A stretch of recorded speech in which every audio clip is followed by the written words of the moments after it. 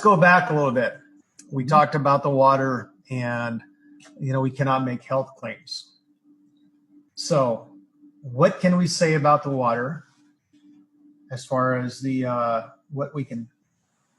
Well, let's start with saying the following. Okay. Which we've said all along, but now we can say the water has antioxidant effects in vivo. In vivo means in a living being.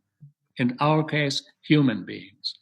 That antioxidant effect can be measured in a single human tissue culture. And that's how we began the whole thing. And that's important because now it's out of the test tube, but into the test person. That water has an antioxidant effect in Jim Gilliland, Fred Brown, and Horst Filzer, or anybody else who drinks it.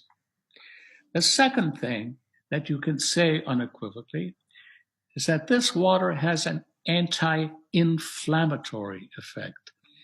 If you look at 90% of the diseases that we are suffering from in our society, inflammation is the bottom line. It is the causative factor for 90% of all the illnesses that we suffer as living human beings.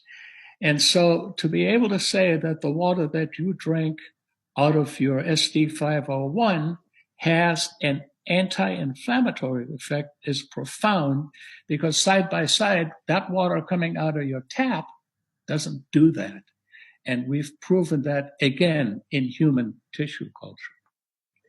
Furthermore, in human tissue culture, we've been able to show that when this water is ingested into a living human person, the mitochondria, which are called organelles, they are the subset parts within the human cell, also known as the engine of the cell.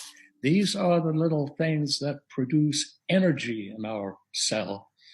And these mitochondria are upregulated with Kangen Water 9.5, and even more so with stronger. But be that as it may be, our metabolism is positively affected in energy production by this water. And think about that. You drink water which has 0 calories, right? But you crank up your energy, which has calories. Amazing.